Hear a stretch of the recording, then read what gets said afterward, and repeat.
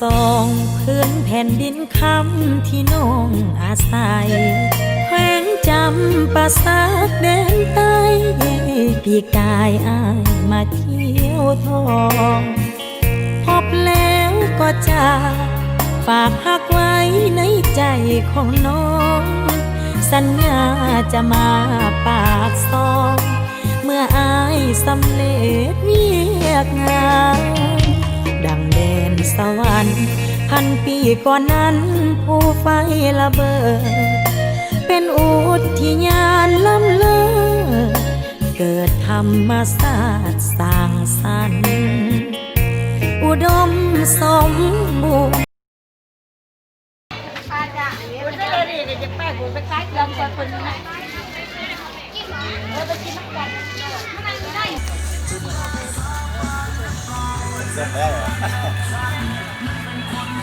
พี่กินนี่กิน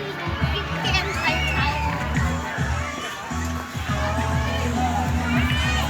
ตัวอย่างลงเลยอยากสนุกว่าส้มเป็นแปลก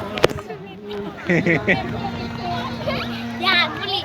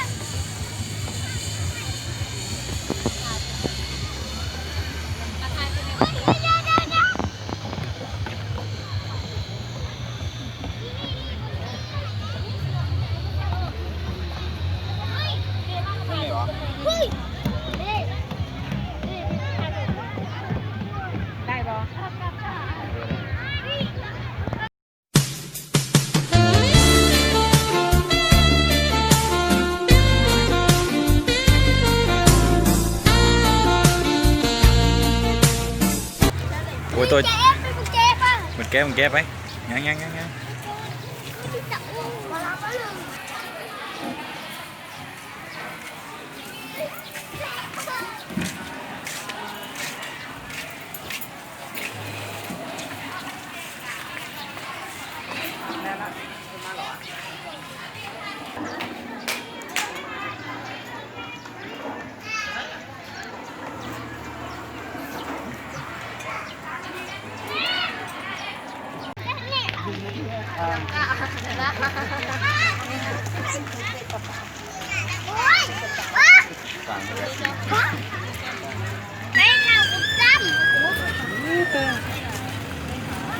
เอานั่งนี่พอดีกี่กันนั่งเนาะ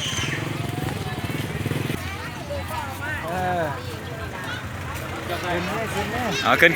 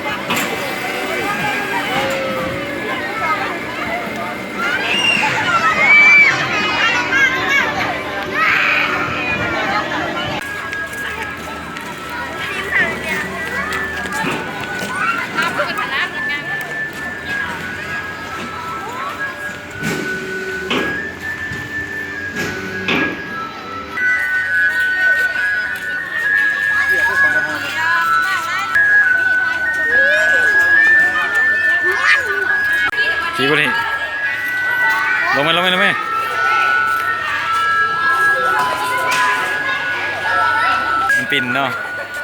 โอ้ยยังมาได้เดซิเบิร์ดเวลามาอย่างนั้นตายเฮ้ยเพื่อนปีละคนจัง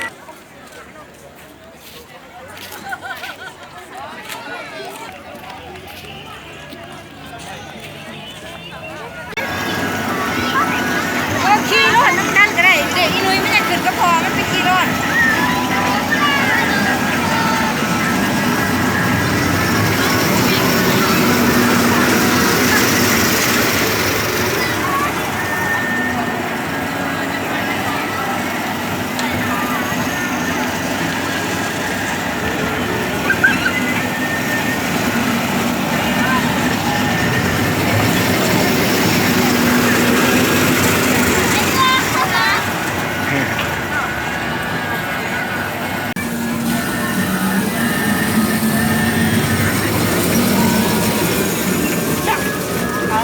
ฮอลเลย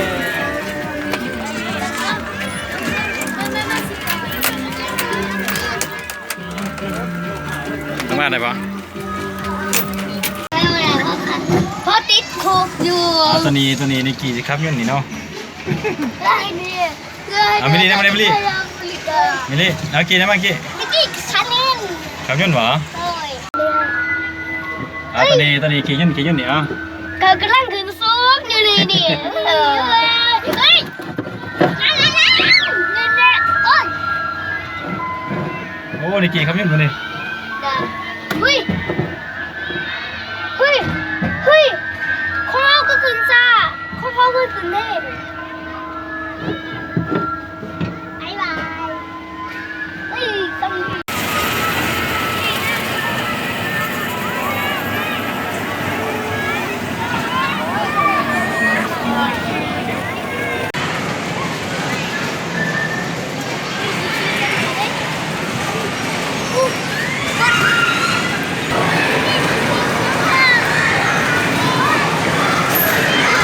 กี่ตัวไหนกี่เดือดวะ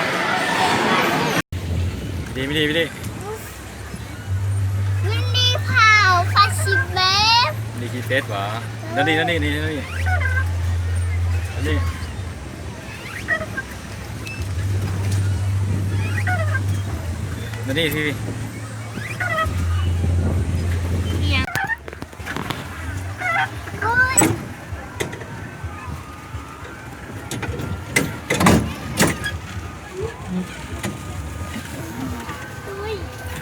เป็ดร้ายเนาะตอนนี้นิกกี้กำลังขี่เฟสเดินนิกกี้ไม่ดีนี่ พนุเอ้ยพนุไปถ่ายอยู่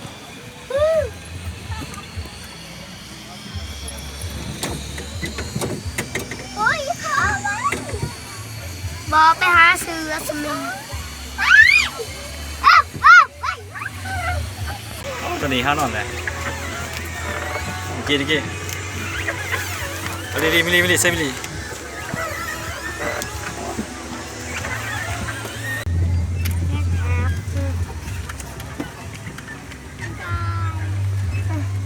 เฮ้ยใคร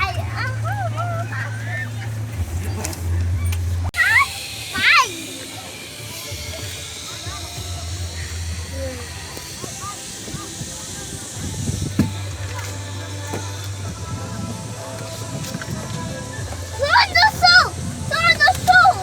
อ้าวชัดเจนอีกนึงคู่ก็พอไปแล้วต้องเป็นเงินก็นั่งตีใครอ่ะกี่พอไปบอนอนวันนั้นมาถึงวันนี้